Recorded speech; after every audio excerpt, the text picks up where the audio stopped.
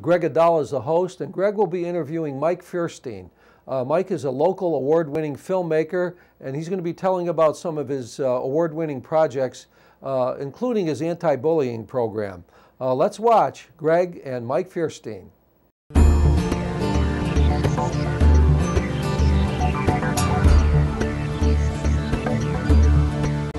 Welcome back to another segment of Impact on Life. I'm your host, Greg Aidala. With me today is a filmmaker that's based right here in the Capital District. He was voted Best Local Filmmaker by the Albany Times-Union Readers Poll in 2008, 2009, and 2010. He was also voted Best Local Filmmaker in a Readers Poll by the Metroland in 2009, 2010, 2011, 2012. He's also a Telly Award recipient for his project, How to Unmake a Bully, and he was recently a recipient of the Champions of Character Awards through the Sage Colleges. He also works right here at Proctors as a MediaWorks artist. Please welcome filmmaker, my friend, Mike Feurstein. Mike Feurstein, how's it going, man? It's good to be here. Yeah. Absolutely, well deserved. Thanks so much for, I know that you're a busy guy, you're all over doing great things, so thanks so much for coming and taking time. I appreciate this, so I'm glad to hang out. Absolutely, and we've got to know each other more over the past year with you know, a couple of projects, and it's always a pleasure to work for you. Yeah, no, it's great. Now, tell the folks a little bit about yourself. You're from where in the Capital District exactly? Schenectady, Bellevue. I grew up in Bellevue, Schenectady, so born at Ellis, you know, nice person. Very cool.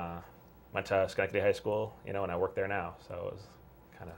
That's great, though. But you know what's good? You have a great outlook on really giving back to the community and where you're from. And I've always admired that about you from the start. Nice. And you do a really good job, and that's what I want to really get into. I mean, you are being acknowledged, your project, let's get right into it. How to Unmake a Bully has impacted it really has made a huge difference in people's lives and school districts, and it's getting picked up outside and moving on to the western part of the country. That's been a huge surprise. I mean, that's a movie that the principal of the school asked us to do a short sketch for character ed assembly, and we started shooting the sketch, and one of the kids came up with this great idea. Actually, he became the bully. He thought, you know, what if we showed a kid being bullied and then we showed him being the bully because he was bullied in the past, and we're just like, that's a really good idea. So I went to the principal, asked if we could expand it, and we did more vignettes, and as I'm taping it, I turned to the school psychologist, Cindy Scala, I'm working with, and I go, this is really good. You know, like, this is great. We should do more, and so it became a 27-minute movie out of just wanting one minute, you know, thing.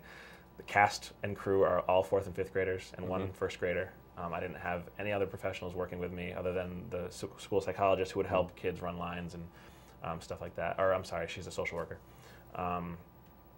And so we finished it. We showed it on June 14th, Flag Day, which then was proclaimed Mr. Mike and Glendale Day in the town of Glenville, June 14th. Nice.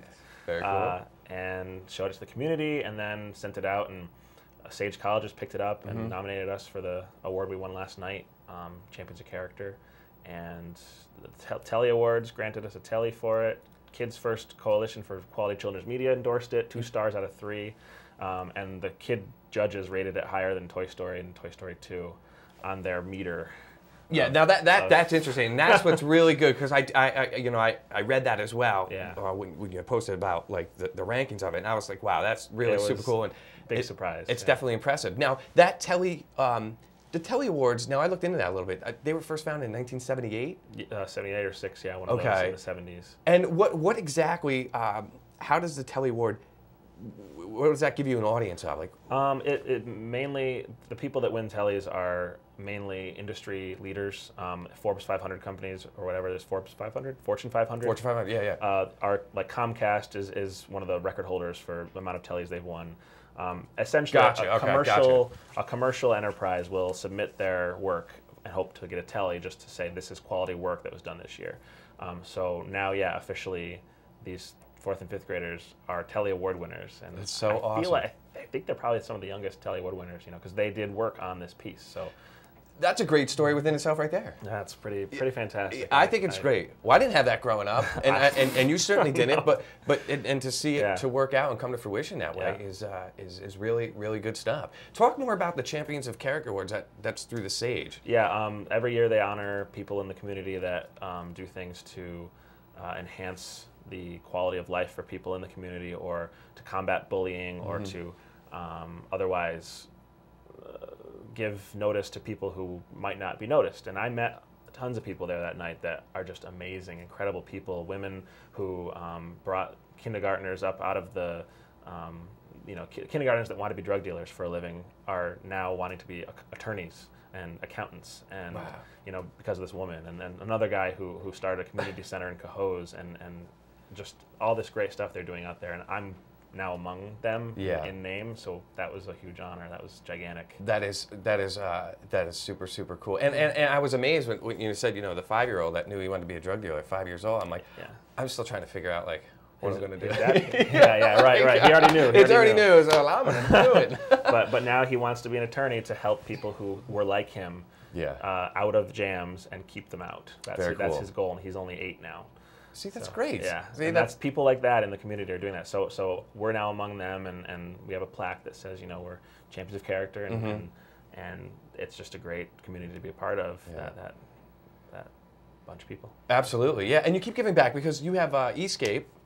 That series going on. You should tell the folks more about that too, because that includes a lot of local talent that folks may have seen on television commercials as well. A good compilation of talent. Fresh out of college, I didn't know what I was going to do really with a film degree. And my mother worked at a school that needed an after-school teacher for video, so I worked after school for 45 minutes every day. And the kids there were great. They were really eager to do stuff. We had a multi-camera setup that was gifted to us with a live switcher. So I taught them basically how to do broadcast news. And we did narratives later that went on to win 3 years in a row, 3 gold medals from a New York State competition. So they were doing great work back then already. And then the program lost funding. It lost funding for buses, for after-school supervisors, things like that. So it went away. Teachers asked, or parents and local professionals who I worked with asked, are you going to shoot anything this summer? Are you going to do any work? So I put 2 and 2 together, and I did Escape, which was born out of my love of the show Lost at the time, and the storytelling aspect of Lost. Sure. Anyway, the backwards and forwards. And it's about kids trapped in a video game, and it gets much deeper than that. Our first season's really rough. We shot 6 episodes in 14 days, and so it's kind of rough around the edges. The second season's 8 episodes, which we shot over the course of 3 months, and then the final season of 10 episodes was shot over the course of a year. Yeah. So we took longer to do it, and it shows. It's a lot better. But escapetheseries.com, they're all up there. And sorry for stepping on your line. So that's all. What's on Coldcast? Is it actually escapetheseries.net? Yeah. Is an archive of all the Coldcast TV. Okay. Coldcast is a web network that then broadcasts to Roku Box, Boxy, Vizio. They're on. They're also on some TV channels. I forget which ones right now. I'm sorry, but that's okay. And so you can watch it on your Roku box. You can watch it. Yeah, because Coldcast, like what I know about, I mean, that's more of your world. But I try to like read up on, have a little understanding of it all. But Coldcast isn't easy to get on. They're not just accepting people, right? Yeah, you got to apply. You got to apply it. And you got to have quality, and you have to have some under the belt too. Like we had all of ours completed, all 24 episodes done by that point. So that was more attractive to them, But they're kind of up there with Blip TV, which is a big one. Oh, okay. Blip TV does a lot more with celebrities and with networks. Coldcast is still very independent, and you can get on there if you're just Joe Schmo with a great web series. That's very cool, though. And I've executive produced a couple others that are on there that have got almost 1 million views in a few short months. So it's just cool. That is cool wild to be at that point, But I think we're Impact. I think we're up at about 1 million views too. Yeah, that's pretty awesome. I love 1 million. I think Mike's. So all right. So and also you work right here at Proctors. So you're getting involved. Tell the folks. Started work with Proctors around the same time I was in schools. I don't know. A friend of mine who I went to high school with actually called me up to shoot a documentary about Stories That Dance, which is Darlene Myers of Northeast Ballet goes into schools with Chris Sheehan. They founded it, and for a week at a time, they go to different schools, and the schools build a ballet. They tell a story, and then they interpretive dance it. They come up with the moves, they come up with the lighting, the music choices, and then the ballet people take it back to their studio, they work on it there, and then in a few weeks they put it on stage, and the kids are on stage, and the families can all come. So I shoot the documentary, and I go to the schools, and I shoot a day at each, and then put together the show reel at the end that says, this is what your kids were up to when you didn't see them, and here's what Stories That Dance is all about. So I've been doing that for 6 or 7 years. And through that time, I've done other projects for them and such, and eventually to the point that they hired me on this year to work at the high school doing MediaWorks. Nice. And MediaWorks is kids who have been held back or are doubling up this year to catch up to 11th grade. It's kind of like between 9th and 10th grade. It's called 10P. We supplement project-based learning for making movies or music videos or speeches. Like I teach them public speaking. I teach them, what's propaganda, what's the strongest way to deliver this particular piece of dialogue.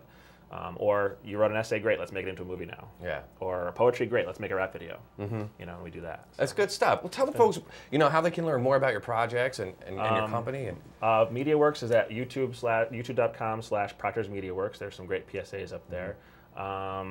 Escape is at escapeseries.net. MovieQuestProductions.com has some I haven't updated in a while. If you Google how to unmake a bully, it's the only one in existence, so it'll come up first.